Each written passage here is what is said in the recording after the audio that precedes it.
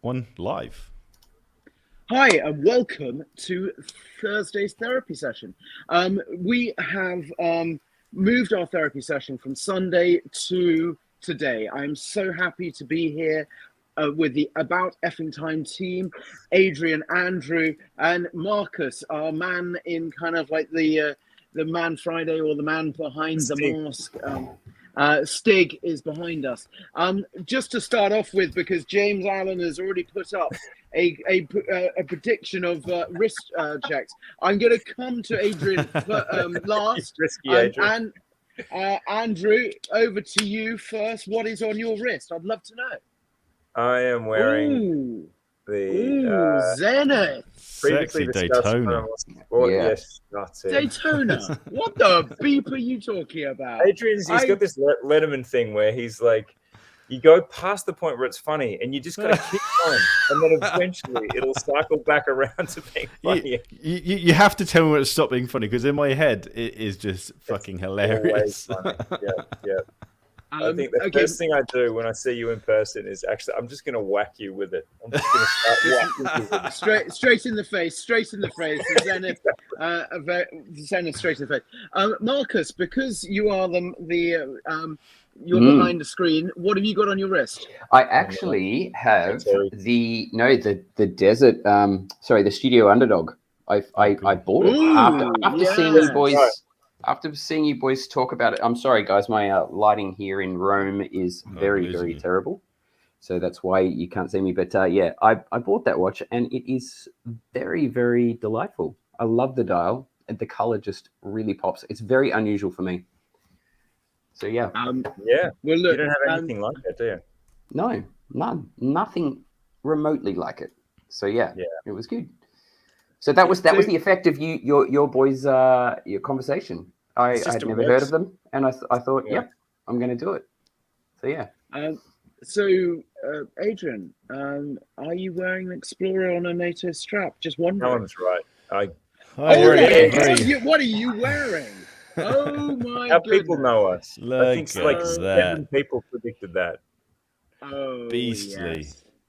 49 millimeters of titanium. I'm guessing it's grade 5. So damn cool. Your video is cool. Your review. I'm just so happy.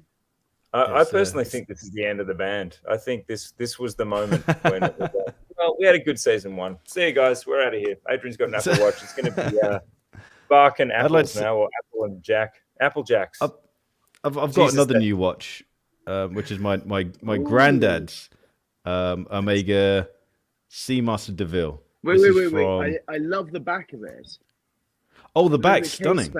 I love how coin. How patinaed that is. It's lovely. My dad brought it up the other day. It's from the 60s, and this was, he had 2. He had a steel one, and this is the gold-plated version. And this was his dress watch, but it's beautifully patinaed. But what I love about it is the patina is nicely clean around the crown, because it's manual wind, and you can obviously see the marks of where he's rubbed the patina off. So I had to show that kind of let me get this straight, face. Adrian. So, Captain, we have consensus. The audience seems to just refer to someone as Captain Boring. I assume that's you. That's me. Yeah. I fly that flag. Yeah. I feel like a detective here. So your grandfather had 2 watches, and they were both DeVille's, one steel, one gold. Yeah. Day and party. Captain Boring had 4 bears. This is where it all started. And he bought my dad's 16th birthday present was a Seamaster. I know Seamaster. Okay, that's cool. And then but it was one of the weird. I don't know what sort of case shape you called it, but it was one of the. It looked like a boat. It was absolutely massive, and it was one that you built the watch from the dial side, and so to service it, you had to blow air through. Is it a Mark II? Okay, he's going to Google it whilst we're doing it. Just so everyone knows, on my wrist, I'm going to take it off my wrist so I can get it properly in camera. I have got the second bad form watch. And I was with, so there's a bit of a story behind that. But the one thing I want to talk to everyone is, I'm sorry that we didn't do it on Sunday last Sunday. That was my fault. Andrew and I did the absolutely amazing Time and Tide event in Melbourne together in person, and then we were looking at doing it on Sunday, and instead we just actually had our own personal therapy session, and we just chatted about season 2. So I really am sorry about that. And I should about that. We had our own therapy session, a proper one. Yeah, so we had our own personal therapy session where we were all absolutely smashed in Australia, and it was kind of one of those things. And I'm coming off the back of just a lot of things. I meant to be hosting this one, but if you see me falling to sleep, Andrew or Adrian will take over, and Marcus will be basically shouting at me. So no. We will go dead silent, and we'll just screen record you sleeping, George. Be good for promo. It'll be like a sleep session instead of a therapy session. Be like Marcus, just so you know, in the comments, Studio Underdog is in the comments, and he has just said he loves the second. So Marcus is wearing a Studio Underdog, so we're just going on to that and saying how cool that is. The second, I love this because I've already been trolled by a collaboration. I just absolutely love it. It is, and I saw him in Paris yesterday, and he is a rock star. So I'm so happy about this, and I'm happy about what things are going. Okay, look, we are going for the opinions. Is that correct? And yes, I haven't mentioned any brand. So anyway, it's oh yes, sorry, yes, I've got a few books behind me. Yes. So can we do, George? Last time we did the live stream, I completely tripped out because we asked where people were watching from, and it's just so incredible. Like, I don't know. Wow. I thought you were just necking a Grey Goose there for a second. Can we have our from all corners of the earth shout out as well? There's a lot of Aussies in the mix. I see. There's Miami. Belfast. Yeah, this is my favorite part of the whole show when we go through it. It's like a full-on geography lesson. It's amazing. Yeah, we've got 250 people, 257 people in. Let's find out where you guys are at, and let's get a little thumbs up button as well. Just hit that little New Zealand, like button. Long Island, Arizona, Antwerp, Ohio, Seattle, Amsterdam, Brazil, Oslo. Norway. This is absolutely amazing. Yeah, I'm in Sydney for this is the first ever time I've been live streaming from Sydney. So if all the Sydney peeps can feel the energy in the city that's different this morning, it's because I'm sitting in the Swiss Hotel opposite the Sydney Eye thing. You know, this thing. Yeah, you haven't got that good a view. Mine looked at the Opera House, so you know it's really blurry out there, Andrew. Just ripping into Andrew there. Anyway, it's my first Sydney live stream. So hi, Sydney people. There's a lot of Essex in the house. I'm very happy. Essex is in the house. Germany. Someone from Chirk. What is Chirk? Is Chirk a place, or did he misspell chili?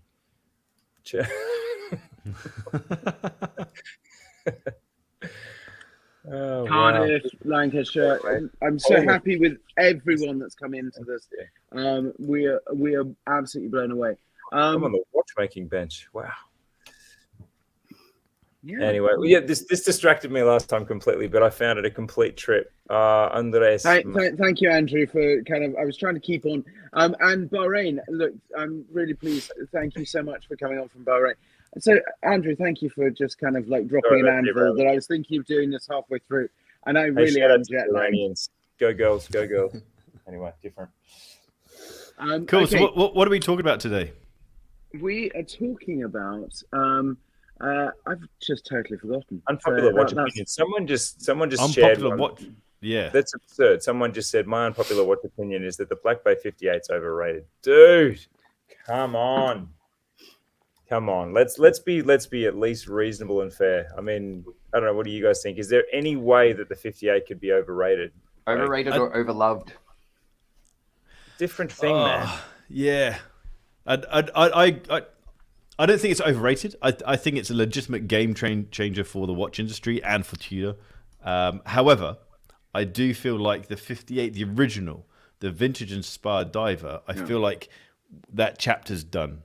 I want to see what, and I feel like the Pelagos 39 is the kind of period on the end of that. It's a full stop saying we can still do small divers, but they don't have to be vintage. We can do modern interpretation, or we can do a modern watch that is smaller. But I do feel like this vintage inspired dive watch, I kind of feel like that chapter's done. I hope that chapter's done. But also, I came across pretty clearly in the episode. I rewatched it this morning. You don't really leave much on the field. Oh yeah, I just repeat myself. Yeah, I did say that. No, but also the other thing, what I will say to you is, and when I watched it back again, I was like, you know what? Tudor has got more arsenal to keep on bringing out. They've got some great stuff from the vintage, and we keep on just seeing them reinterpreting one thing. Now, I would say to you, Hublot has been very good at just reinterpreting the same watch. So, and same with Omega with the Speedmaster. So, whatever, I'm looking at other watch brands, and you kind of go, hey, so I don't know. I think have at it with the Tudor. I'm like, let's see some more stuff coming out of it. But I would love to see it in ceramic. I'd love to see it in new materials that maybe it could pop out in something else. But that may be me kind of pushing out the boundary. For me, and I don't agree with that. I think the Omega Speedmaster is definitely not overrated. I actually love it. I tend to disagree on that one, which is perhaps even more controversial. The thing about the 58 is that the 58 case is closest to a Rolex Oyster case. Yeah. So the Pelagos case has no equivalent in Rolex. The 41 with the slab sides has no sort of equivalent in Rolex. But the 58 really is your baby Rolex. It's a Rolex Oyster case. It's a similar bracelet construction. Now it's an even better bracelet. So I think that's the thing about the 58 that makes it such a good buy, is that it really is that, to me, it's your closest possible Tudor Rolex crossover. Because all the others, as great as they are, like I love the Pelagos LHD. I think the Pelagos in general is a fantastic watch, but it's not close to a Rolex experience. And I feel like, given that Tudor used to be known as the baby brother, this was the thing that they were trying to get out from under the shadow of. The 58's the watch, to me, that is still, it's the only one that's even halfway close to a Rolex experience. And but I would narrow that down and say a Rolex experience of a 5-digit Rolex, because I do still feel like the 6 digits are a superior product. But I sold my 5-digit no-date Submariner because it made 0 sense owning that when the Black Bay 58 is around. Owning a £7,000 version, a £7,000 weaker, less accurate version of the Black Bay 58 made 0 sense. So yeah, it's a tricky one. Yeah. Yeah. No, I agree. Sorry, I threw a bit of a bomb in there. The reason for me the Speedmaster is overrated is that I lusted after this watch. I'd watched you talk about it, George, for years. Petros and the whole Omega squad just constantly feeding you this idea that your collection's incomplete without a Speedmaster. I hate that phrase. I hate the phrase. Man. Oh, you're not a watch collector until you have every collection has to have a Speedmaster. Every collection has. No, there are 0 rules. Yeah. But no. Okay, can I put out a quick rule then? Every collection should have something that it. No, it's something that is. I have not said it yet. I've been purposely waiting to stop people drinking because I don't want people. It's Thursday. It's not even Friday yet. So no. It's always Speedy Thursday. It's always Tag Heuer Thursday. No. So no, I'm going to talk about that a bit later. But what I would say to you is, I think you have to, if you have a good collection, you have to have a watch or a few watches under two maybe 300 quid. And that, for me, is one of those things. You have to have a respect for something like a Swatch, a G-Shock, or something in your collection that is under a certain price, because I think you need to be able to flex both sides. Yes. Yeah. I think that's happening. People are like, micro brands are such a flex now. If you've got a Studio Underdog, you've been quick, you've been on the money, you're in the game. You clearly, I think that watches like that really are adding prestige to the lower price points. But I just want to finish this point on the Speedy because I want to get to why it was so underwhelming for me. And it's such a flat experience on the wrist, like an actual moonwatch where it's a printed dial, it's a matte dial. There's nothing happening, there's nothing applied, there's no dial treatments. It's just, after wanting it for so long, you get it, you try it in different lights, it's the same in every light. It's a boring watch. It's a great watch, classic, but it's boring as hell on the wrist. It does nothing. The case is there's no contrasting polishing on the case.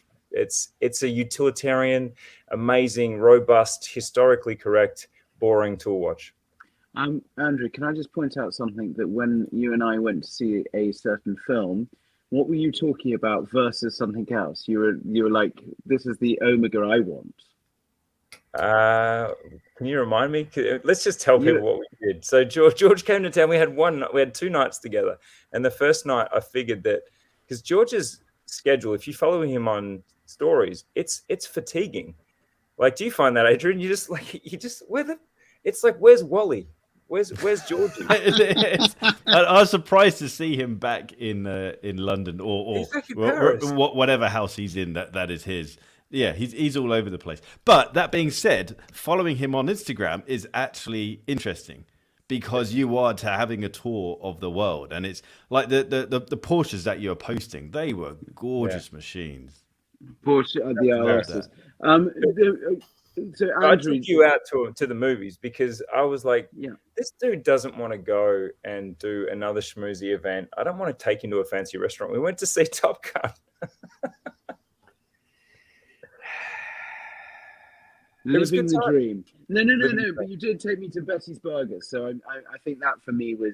Betty's Burgers was great. Betty Burger. I mean, but the other thing I will say to you, so you took me there. We went and had a chat about the Omega Speedmaster. You said you liked the dial, the sandwich dial, and you were very much into it. Oh, the 57s. We walked past an Omega boutique, and we were talking about which of the 57s we like, because the 57s. Let me just. If I had a total Bamford moment then. Let me just say, I'm going to go there. I think I owe you 50 pence, George, or maybe I can, maybe you have to do a shot. But the 57s, we were talking, because I might not like the Moonwatch, but geez, these 57s, these Speedmaster 57s are the most absolutely, I cannot get them off my mind. The green, like the burgundy, the green, the blue, the sandwich dial. And I am obsessed with that watch. So Omega, don't take this as a roundhouse to the whole collection. It's just the Moonwatch itself. People get it thinking, back to our first episode, that it's going to be this life-changing, endlessly engaging watch to have, and it's really not. But I think the challenge there is that you hear about the Moonwatch and all of its massive history, and that in itself creates character, because you understand the history, understand the purpose of the watch, but then you get it and there's zero character. Whereas with the 58 and the historic pieces, it's kind of similar to the Black Bay 58, where the character is kind of injected into it. I love the vintage ones, the ones where it doesn't have the crown guards and the little pushers are poking out, the case is ever so slightly smaller. They are gorgeous, but I'm with you with the Speedy being just too flat. I want them to bring a Mark II back, but that's just me kind of geeking out. And then with their new digital, the was it X55 or X33? I don't know. I'm kind of on the fence on that. And I'm sorry, we're meant to be talking about, but I just thought Omega actually that came out last week, and I thought it was a really, really good launch. But I don't know if I'd want to buy it, because I'd like the vintage one over that one. I've been trying to find a good vintage one. This is an interesting topic, Adrian. What do you think on? Because I've always liked the bicompacts or the 2 register dial Speedies, but they've just been so unwearably chunky. And then this one just slashes like 4 mil off. It's hand wound, which is a bit annoying if you're an automatic person. I think I could deal with it because I don't mind interacting with a watch that's a real showpiece. But this is the big change here, George, is that it's a bicompact that's super slim. They're gorgeous design wise. I love it. I love it when it's got those 2 registers, because I don't know why it just looks super classy. That's the thickness point is one of the things that I always come back to Rolex and their Daytona. And one thing that a lot of people overlook with the Daytona is how thin that sports chronograph is with an automatic movement inside. So many other IWC. Yeah. I love IWC. I love IWC more than I love Rolex, but I can't stand the thickness of their watches. Sorry, what? No, genuinely, I'm obsessed with IWC, and I'm so excited. No, so am I. But I'm just like, what? I'm going to be buying my first one, hopefully next week. You coming down to London? Depending. Yeah, I am. Yeah. Are you about? I'll come say hi if you're about. Yeah. Let's go and chat because Can you spill yet, Adrian, what it is, or? I want to get the Mark 20 on a bracelet. I'm not going to wear it on a bracelet, but the bracelet is phenomenal. But that's my point about the Daytona, is that a lot of people's, yes, the hype overshadows the watch itself, but watchmaking wise, it is a thin chronograph that has 100 meters of water resistance. It's a superb machine, and that often gets overshadowed. Sorry to bring it to Rolex. Messi Watch Guy just said it's too thin, and I think that's the point I made in my unpopular watch opinion somewhere, which is that I find the Daytona too effeminate, too slight, apart from the ceramic models, which seem to beef it up a bit. Just one thing I wanted to say to everyone. I'm sorry about I've got no head mic or anything today, so if any sound is off, it's probably my fault. I've literally just come back from somewhere in Australia. I don't know where the hell I've been in Australia. I've been in New Zealand. I've been in Singapore and Paris, and I've literally lost most of my crap. So literally, I'm kind of I'm pleased that I'm here, but I'm a bit kind of all over the place. So just to give you that kind of reference on that. So can I get back to unpopular opinions? What was the things that kind of you feel like we missed on the unpopular opinions? Was there anything that you kind of think, if I had my time again, I would love to kind of talk about another unpopular opinion?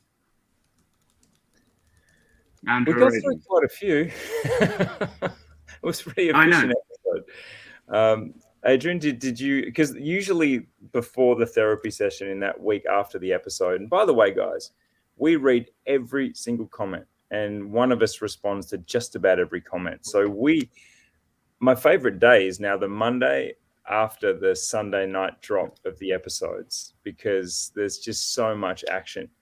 But yeah, it's the comments were actually just, I think that looking back through the comments this morning, they were actually just really kind to us. And the first 20 or 30 are just saying that that the show's hitting its stride, that whatever the hell this is starting to really gel. I found that, that made it an extra nice Monday, because, we don't know what the hell we're doing, do we? Like we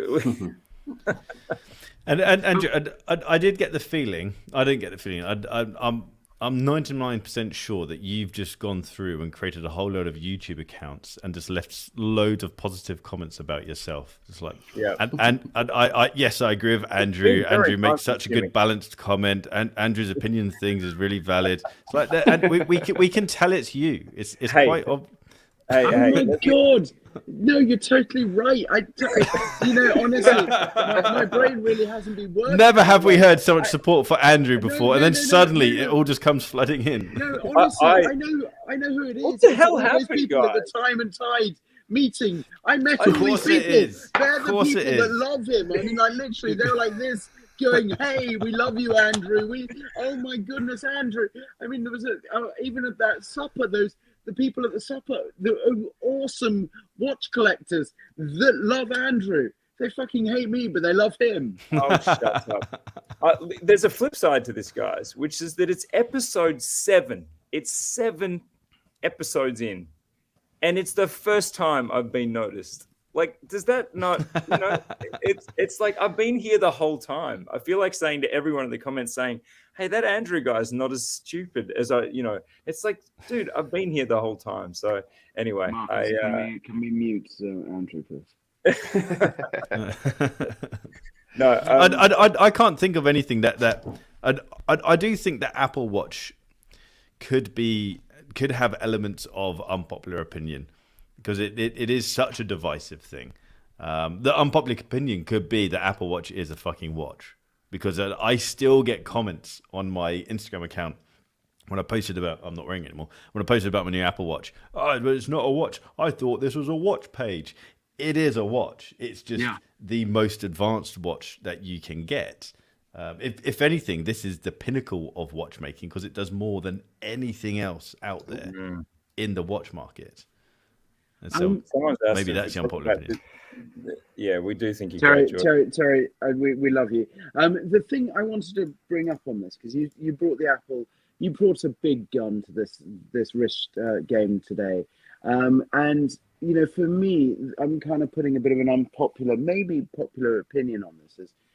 Do you think that with the ascendance of the Apple Watch, do you think that the digital watch, and I mean like the G-Shock and things like that, have now become almost a classic, a cool, another type of flex? Because it feels like, these wearable tech is kind of, it's tech that, that you're going to be changing on a 2-year basis or whatever it is. But your thing, like I was trying to think of like even Timex and some of those watches, are they now becoming, Tissot teas and things like that, are they now becoming more of a kind of classic, cool, different type of flex?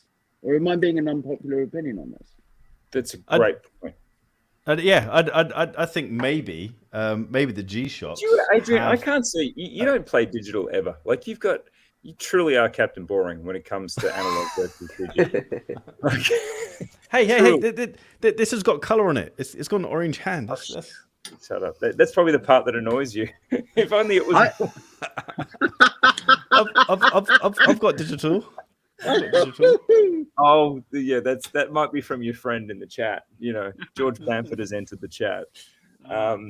No, I completely agree with you. I feel, and I think it's your fault, George. So when I turned up for the first season of About Effing Time, I said, I basically got down on a knee like a full engagement scenario and said, George, do you have any of your Generation 1 G-Shocks? Or I might have already asked you. I'd been chipping at you for a while. But when I got that, and Marcus, I want to bring Marcus into the chat. Mm-hmm. When I got that, I wore it for every day. And I was like, it reintroduced me to the joys of a light, insanely comfortable and accurate watch that had some character and that had a collector buzz around it. Because your first G-Shock collab, which I still think is the best, I don't know why. It's just because it was the first. There's something, I don't know if it holds. Stop it with the puns. But it was definitely not a shocker. It was awesome. But to me, that then got me. I just think because, Adrian, to answer your question about or to sort of get in that boring mindset of why, I do think there are so many hypey, cheap digital watches now that it's like they've just completely entered the oeuvre of collectible watches. Therefore, like when I have a weekend choice of watches and I've got a few on my different watch stands, I just go for the Bamford G-Shock every time because it's like, well, it's going to be accurate. It's going to be, the kids can't fuck it up. Oh, there's no beeping on this. Oops. And and it doesn't matter where the day goes. I can jump in the pool with it. So I do. That's the reason I think digital watches have had a bit of a personality transformation. Then the PSR comes along from Hamilton. Yeah. Holy crap. That and Adam Craniote's wearing that. Like he's its greatest ambassador, I think, because it just looks so cool on him. And then suddenly digital, and then there's the casquette, there's all of these, you're kind of dignifying a really cheap technology with these really high-end kind of super manufacturing, like ceramics and things like that. Yeah. Exactly. So it's a great. We should do an episode on digital because I'm now. I have zero cringe. I have zero cringe of digital, and your G-Shocks are some of my favorite watches. And I reckon the last 12 months. And Marcus, I want to bring you in on this because, for a personal reason, Marcus has been wearing my Bamford G-Shock, and it has an extra significance. But talk to me, Marcus. Has it changed the way you look at digital? You know what? I've never thought that I would ever want a G-Shock. I think I'd always seen it on the wrist of someone and just thought, yeah, they're a G-Shock dude. It's not me.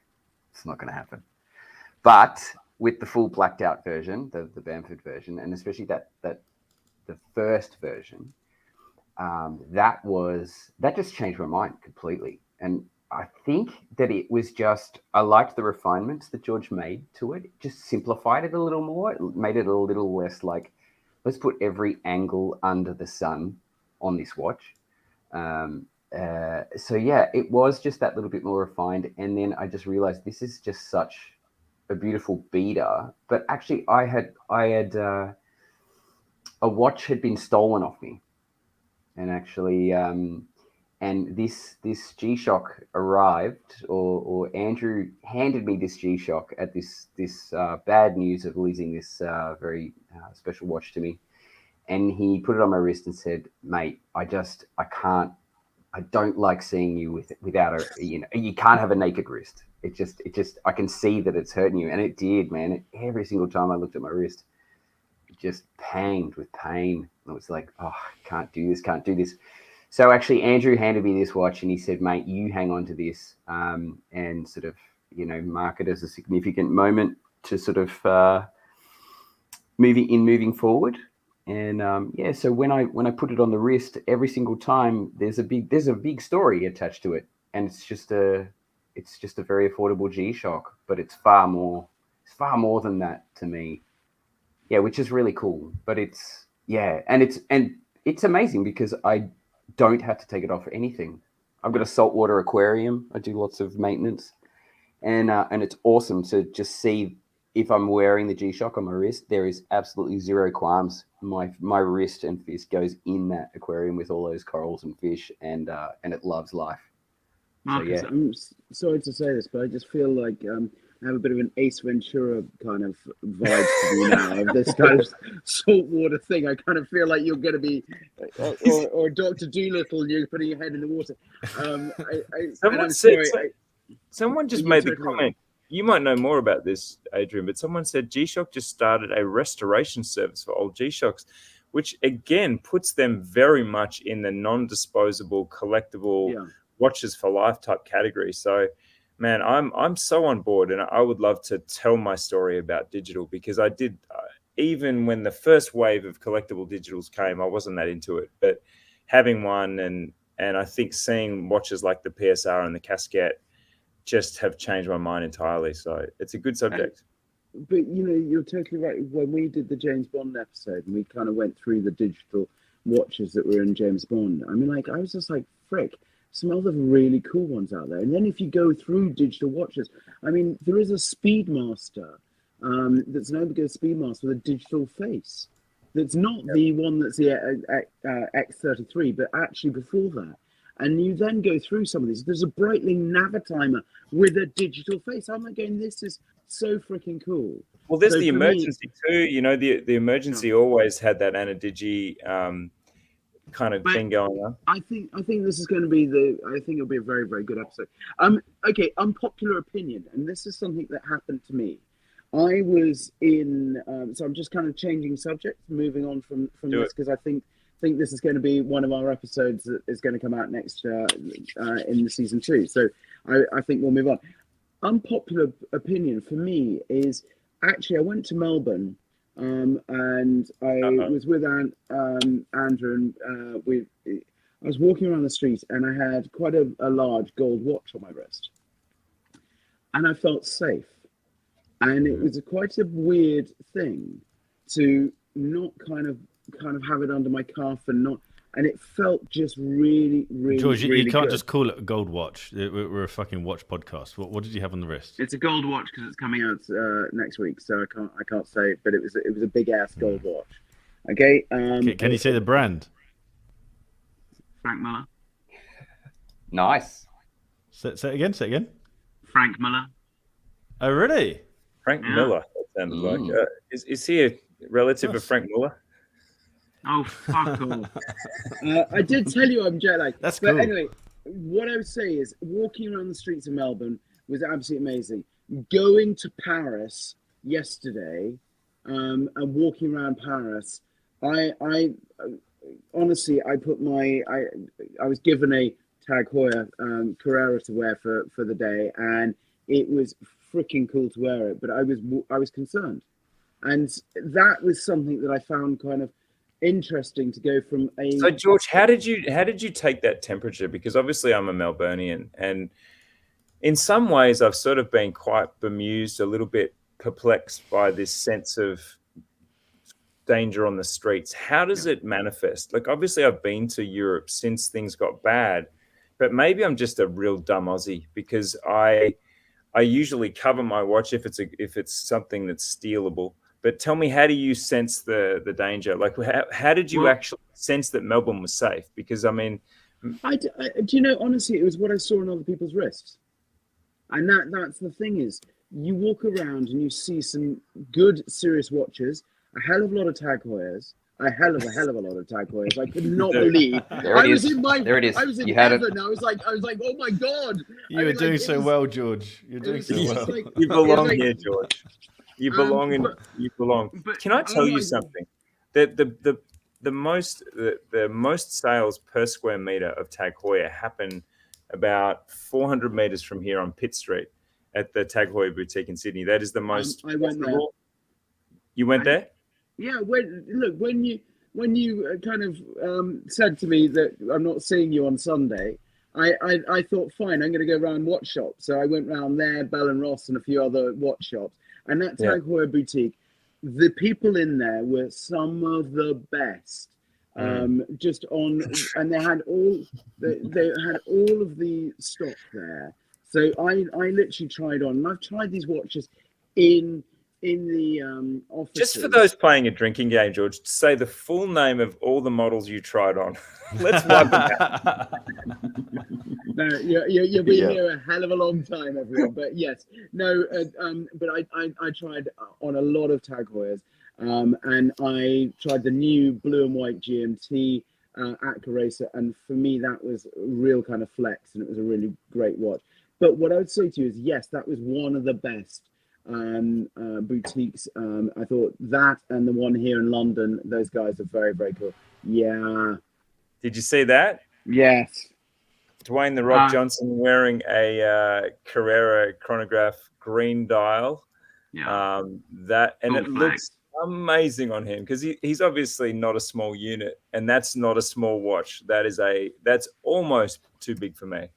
No. And I'm 6'2", you know, and his arms are obviously 7 or 8 times mine, but that looked cool. Anyway, now that we're on the subject, let's just keep saying Tag Heuer so that all the players playing a drinking game can have a great. No, so what I would say to you is, I felt, so my unpopular opinion, and it is probably a popular opinion, is it felt very safe in Australia and New Zealand. It felt safe. To a degree. I don't know what the crime rates are, but I just felt a lot safer. I was in Paris, and it didn't feel like, I mean, we did the mad dash at the Gare du Nord to get onto the Eurostar. You know, you didn't feel as safe, and I don't know what that is. I feel reasonably safe in the UK, but not fully. But I would say to you is, in Paris, the bottom line is, George, everyone should just come to Melbourne with their watch roll full of all their most baller stuff and just go wild, because you're likely to survive the flex. It is so liberating being able to actually wear the watches. When I used to get so annoyed living in London and just being concerned about what was on my wrist, whereas walking around Glasgow, no one cares. I mean, there's still crime up here, or going up to the mountains or going to the lakes. It's just nice to be able to actually enjoy the watches. It annoys me. So for me, that was one of those things. I think it's an unpopular opinion, because most cities want you to be there and kind of going, yes, you feel safe. But it for me, Melbourne, Sydney, and Perth it just felt like actually, and what I loved was seeing these great watches on people's wrists. Yes, I had a lot of Tag Heuers because it's Australia, and it is the 3rd largest market for Tag Heuer in the world. I think. It's been as high as the second. It's actually, it's quite a weird thing for people who love watches to get here and just see. It's a bit like going to like Mexico and seeing that Mido are huge. Oh, or right. you go to China and Tissot, and Longines is like the only Longines, Longines, yeah. Interesting. And in India, there's I think random brands Titan. like Cora are really big in India. And Titan, there's a brand called Titan that is everywhere, and I've never seen it anywhere else in the world. It's just quite an amazing that you're right.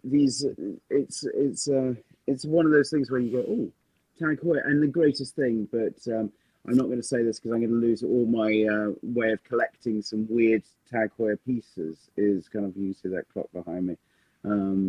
So last episode, last live stream. Oh, it's changed up. What happened to your wrist? What happened? Adrian's basically got all of his watches to the left of him, and he's just. I've got all of them. I've got. No, Adrian, I saw that on your story. He's like a magician. I've got a couple with me. Do you own a root beer? This has become an Adrian state of the collection. What's the deal with the root beer? Yeah, it was a little treat to myself, and I've fallen in love with it. Absolutely fallen in love with it. I've worn it every single day that I've had it. It's absolutely gorgeous.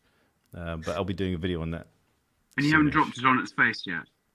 Yet. No. But I did. I like to wear my watches. I don't baby my watches. No. And so I do the DIY in them. But I did put the paintbrush and roller down the other day and take off the watch. That's the first time I've ever done that. All my other watches get caked in paint, and my Explorer's all bashed to hell. Like, I'll never be able to sell that. No one's going to buy this. No, but that's destroyed. Good. No, it is good. It makes it so much sexier.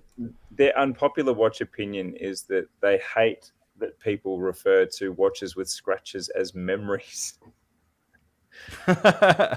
if we don't give it cute names, then we'll just cry about it. So we have to change it. Exactly. We have to reframe it. I was passing this watch, the gold watch at the Time and Tide event. I was passing it around, and I think someone pointed out that it got a scratch on it, and literally this is the prototype, and it just came out. It's coming out this week coming, and they said, "Oh, there's a scratch on it," and I said, "Yeah, and it's my watch." And and it was quite a cool thing because Andrew, you put some great people together. Sorry, we're talking about the ultimate drug dealer's watch is a root beer watch. I agree. I'm like Adrian is a root beer. Why is that a drug dealer watch? I need some rationale. I love that.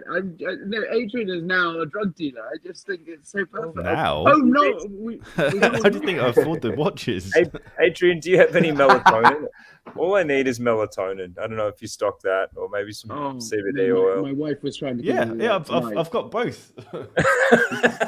Right here. CBD oil. You do? Oh, yeah. Is that CBD oil? Yeah, CBD oil. How does it go? I've got the melatonin by the bed. Okay, guys, every night I have that, and it about knocks me out. nights that you take this drug. This truly is a therapy session. We're like a full-on dispensary now, Adrian.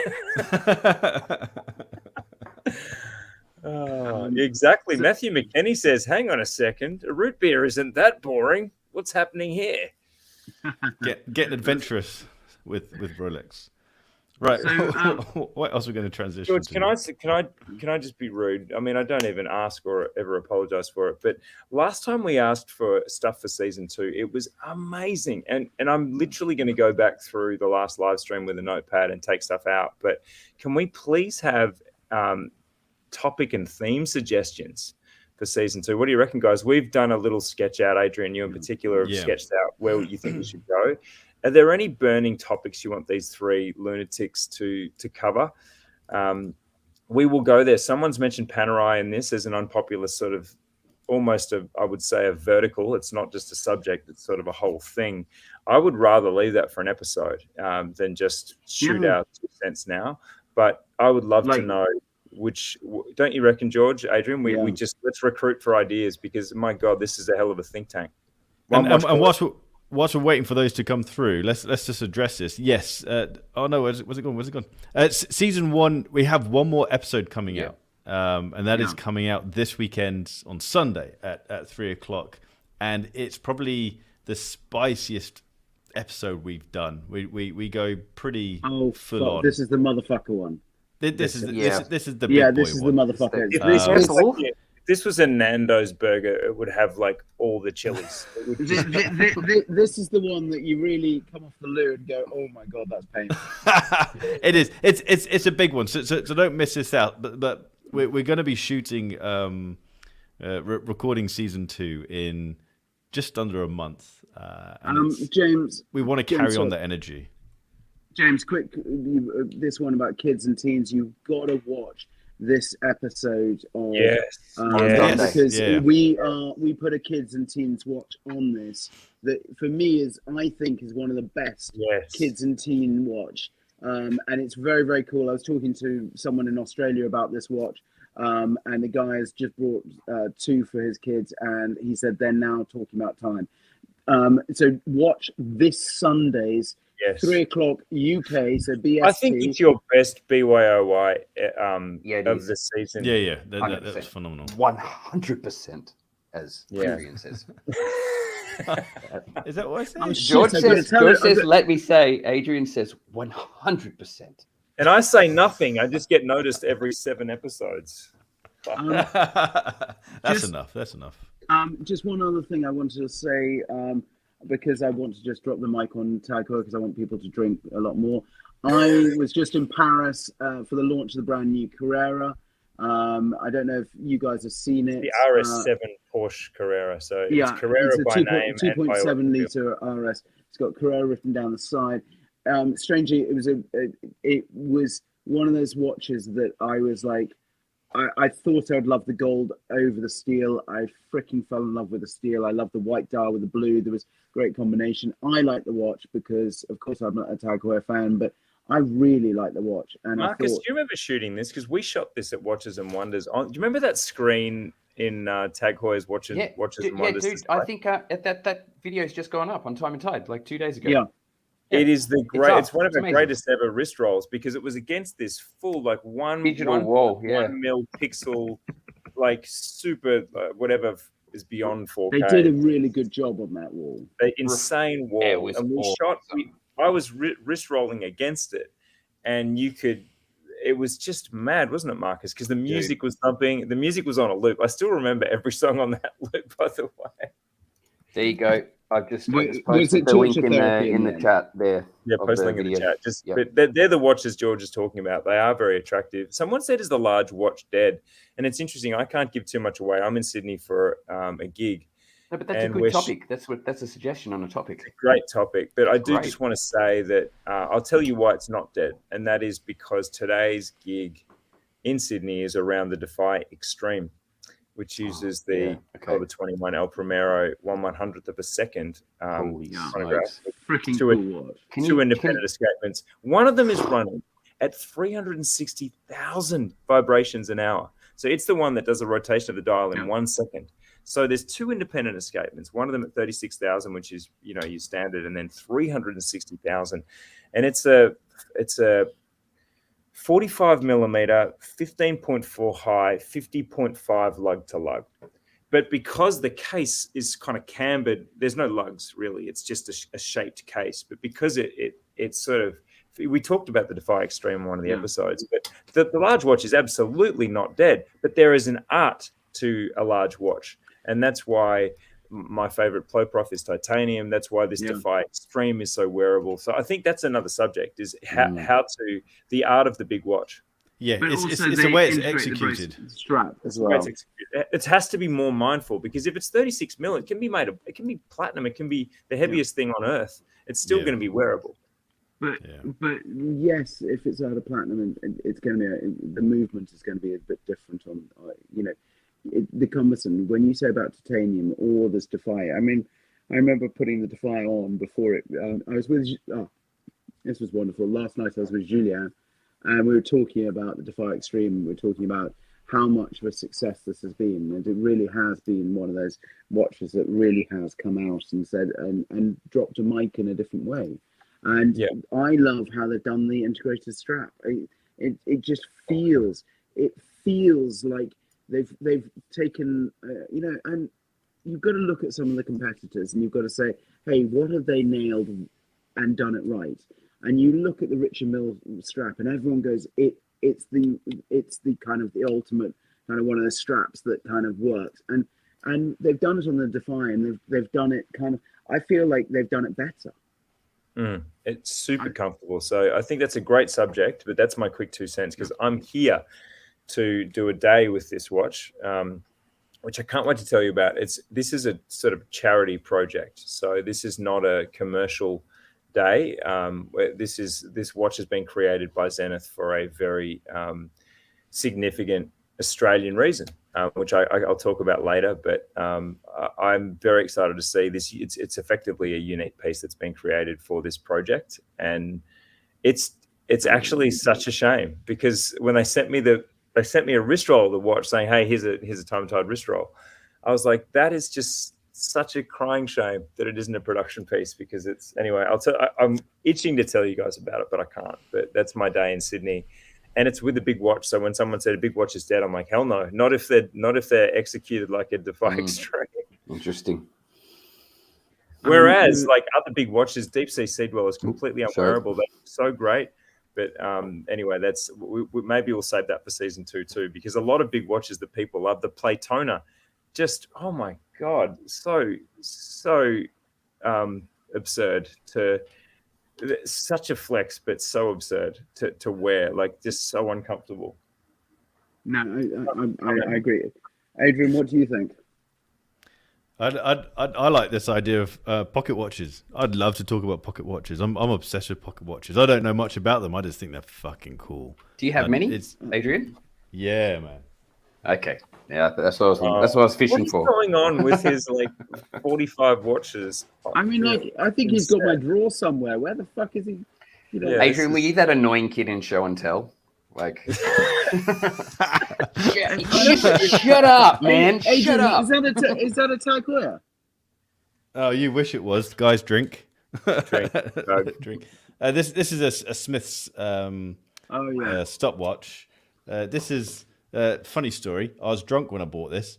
This is cool. I've got one of those.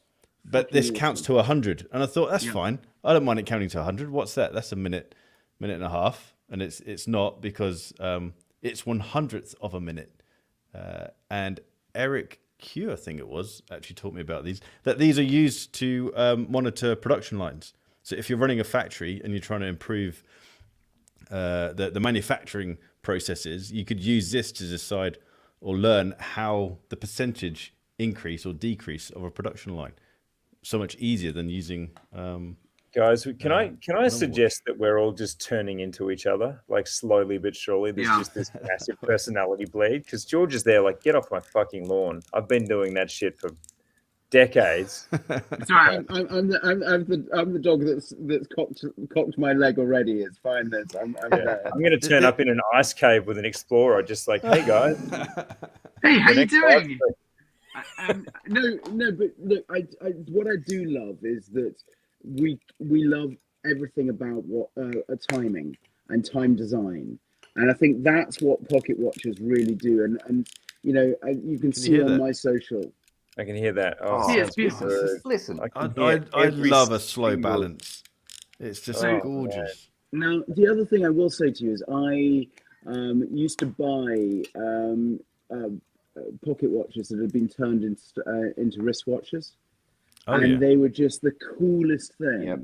And but they never lasted. It was just like the soldered lugs just end up snapping off. No, but it was also they couldn't. It was the jolting of the movement too much, and there was a few things, but I just loved. It was just like one of those things that you were wearing these big ass watches, but they were just so damn cool. And also, I loved because you could redo the dial, so you could actually twist it round, and you'd have the dial. Anyway, so George, if they brought back pocket watches as a a new manufactured process. Would this win you back over to a tourbillon that you can look at? Don't bring it up. but someone did bring back a stock pocket watch in such a wonderful way and launched it in such an amazing way. And it was Code 41, right?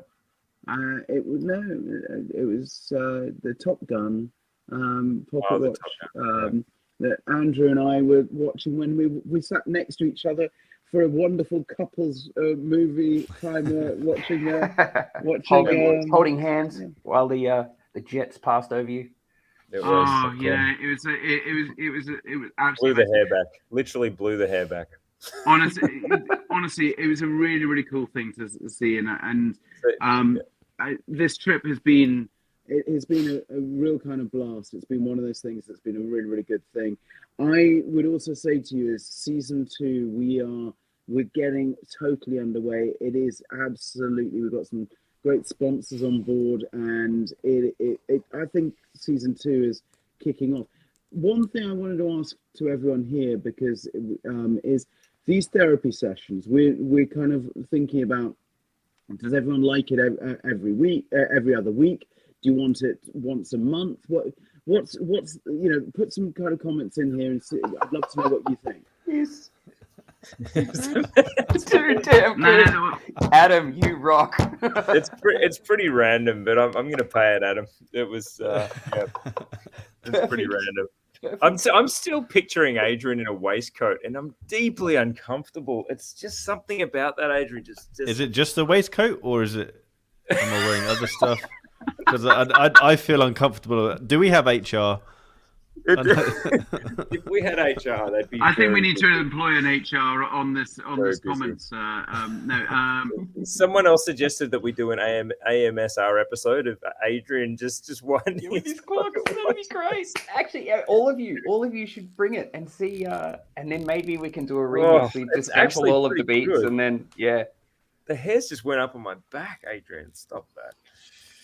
Listen, make it doesn't work very well. Everyone likes the idea of a live session. I'm sorry that we sometimes our audios. We will also try and kind of. George, you do sound like you're coming from underneath a well. Like I don't know what's happening. George, someone send a Labrador or a Beagle. Actually, you only take Beagles, George. Corgi.